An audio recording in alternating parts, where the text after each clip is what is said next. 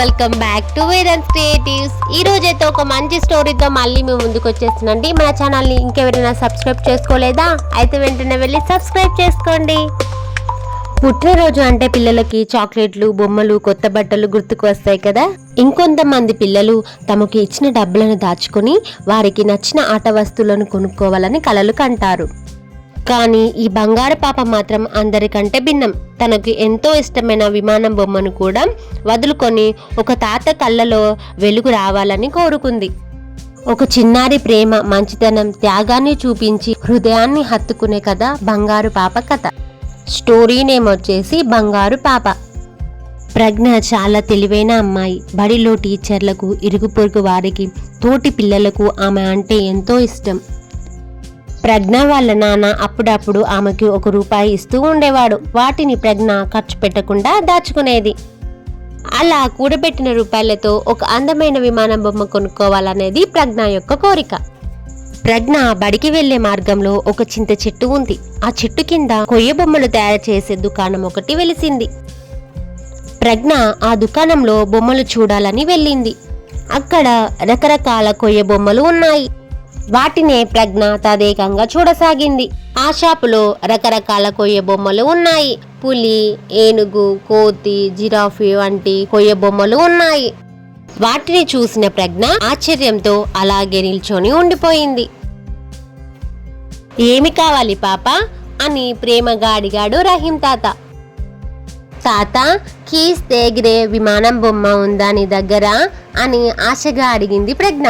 పాప, అవి మా షాపులో ఉండవు తల్లి, అవి చాలా ఖరీదైనవి, పట్టణంలోనే దొరుకుతాయి అన్నాడు రహీం తాత. అది విన్న ప్రజ్ఞ కొంచెం బాధపడింది. కానీ అక్కడున్న చెక్క బొమ్మలన్నీ ప్రజ్ఞకు బాగా నచ్చాయి. వీటన్నింటినీ ఎంతకిస్తావు తాత అని అడిగింది ప్రజ్ఞ. ఆమె ఆసక్తిని చూసి నవ్వుతూ రహీం తాత ఇలా అంటాడు, వీటన్నింటిని కొనాలంటే 500-600 అవుతాయమ్మా. కానీ నీకు ఆడుకోవాలనిపించినప్పుడల్లా ఇక్కడికి వచ్చి ఆడుకొని వెళ్ళు తల్లి అన్నాడు రహీం తాత. ఆ మాటలకు ప్రజ్ఞ ఎంతగానో సంబరపడిపోయింది. రోజు సాయంత్రం వేళల్లో సెలవు రోజుల్లో ప్రజ్ఞ రహీం తాత దుకాణానికి వెళ్ళేది. అక్కడ కొయ్య బొమ్మలతో ఆడుకునేది. రహీం తాత బొమ్మలు తయారు చేస్తుంటే ఆసక్తిగా గమనించేది. ఒకరోజు, తాత, నేను నీలా బొమ్మలు తయారు చేయగలనా అని అడిగింది. నేర్చుకొని బాగా అభ్యాసం చేస్తే నాకంటే అద్భుతంగా బొమ్మలు తయారు చేయగలవురా తల్లి, అభ్యాసం కూసు విద్య అని రహీం తాత సమాధానం ఇచ్చాడు. ప్రజ్ఞ దుకాణానికి రాని రోజు రహీం తాతకు ఎంతో వెలితిగా అనిపించేది. ప్రజ్ఞకు కూడా అలాగే అనిపించేది. రహీం తాత అన్న, అతను తయారు చేసే బొమ్మలన్నా ప్రజ్ఞకు ఎంతో అభిమానం ఏర్పడింది. రహీం తాత కొయ్య బొమ్మలు తయారు చేసేటప్పుడు, కర్రను చెక్కేటప్పుడు ప్రజ్ఞకు రకరకాల కథలు, పాటలు చెప్పేవాడు. అప్పుడప్పుడు ప్రజ్ఞ కూడా బొమ్మలు తయారు చేయడంలో రహీం తాతకి సహాయం చేసేది. ఆ రోజు ఆదివారం, బడికి సెలవు. ఎప్పట్లాగానే ప్రజ్ఞ రహీం తాత దుకాణానికి వెళ్ళింది. అతడు కర్రను చెక్కుతూ ఉన్నాడు. తాత, వచ్చే ఆదివారం ఏప్రిల్ 23వ రోజున నా పుట్టినరోజు, నీకు తెలుసా? మా నాన్న నాకు పట్టులంగా జాకెట్ కుట్టిస్తానన్నాడు సంబరంగా చెప్పింది ప్రజ్ఞ. ఓహో అలాగా, ఈ బంగారు పాప ఏప్రిల్ 23న పుట్టిందన్నమాట. ప్రజ్ఞ తల నిమురుతూ అన్నాడు రహీం తాత. తాత, నిన్న మా బల్లో శాంతి టీచర్ అక్బర్ బీర్బల్ కథ చెప్పింది. చాలా తమాషాగా ఉంది తాత ఆ కథ అంటూ రహీం తాతతో అంటుంది. అవునా, అయితే ఆ కథ ఏమిటో చెప్పు, వింటాను నేను అన్నాడు రహీం తాత. ప్రజ్ఞ కథ చెప్పసాగింది. ఊకొడుతూ కథ వింటూ కర్రను చెక్కుతున్నాడు రహీం తాత. కర్ర బాగా పెలుసుగా ఉంది. చిన్న కర్ర ముక్క కాస్త ఎగిరి అమాంతం రహీం తాత కంటికి బలంగా గుచ్చుకుంది. రక్తం కారసాగింది. ప్రజ్ఞ కూడా చాలా గాబరపడిపోయింది. చుట్టుపక్క వాళ్ళందరినీ పిలిచింది.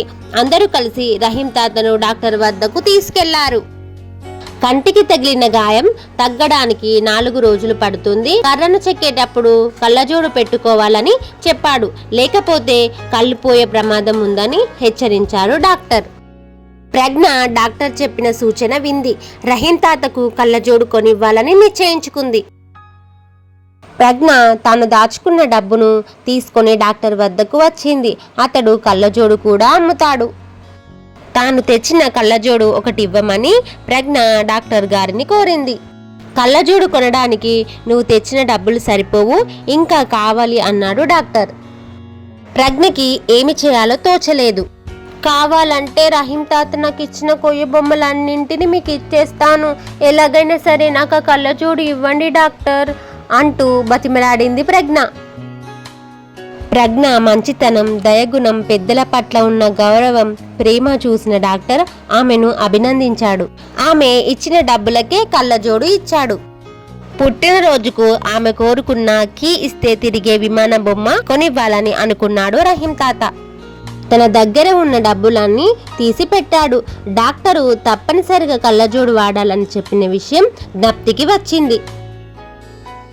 విమానం బొమ్మకి కళ్ళజోడికి సరిపోయే డబ్బులు లేవు. ముందు ప్రజ్ఞ ముచ్చట తీరుస్తాను, తర్వాత కళ్ళజోడు కొనుక్కుంటాను అని నిర్ణయించుకున్నాడు రహీం తాత. ప్రజ్ఞ పుట్టినరోజు రానే వచ్చింది. ప్రజ్ఞ పొద్దున్నే రహీం తాత ఇంటికి బయలుదేరింది.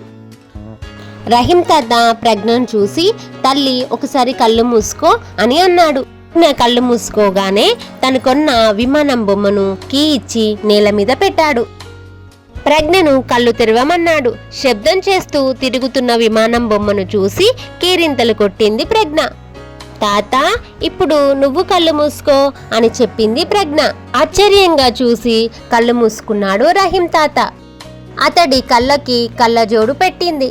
ప్రజ్ఞ అతని పట్ల చూపించిన అభిమానానికి రహీం తాత చాలా సంబరపడిపోయాడు. అతని కళ్ళలో నీళ్లు తిరిగాయి. ప్రజ్ఞ కోసం వెతుక్కుంటూ వచ్చిన వాళ్ళ నాన్న ఇది చూశాడు. కూతుర్ని చూసి గర్వపడ్డాడు. రహీం తాత ప్రజ్ఞను పొగుడుతుంటే ఎంతగానో పొంగిపోయాడు. ప్రేమతో ఇచ్చిన చిన్ని కానుక కూడా 1000 రూపాయల బహుమతి కంటే ఎంతో విలువైనది. సరే కదా ఫ్రెండ్స్, స్టోరీ నచ్చిందా? అయితే వెంటనే ఈ వీడియోకి ఒక లైక్ ఇవ్వడం మాత్రం అస్సలు మర్చిపోకండి. తిరిగి మరొక మంచి వీడియోతో మళ్ళీ కలుద్దాం.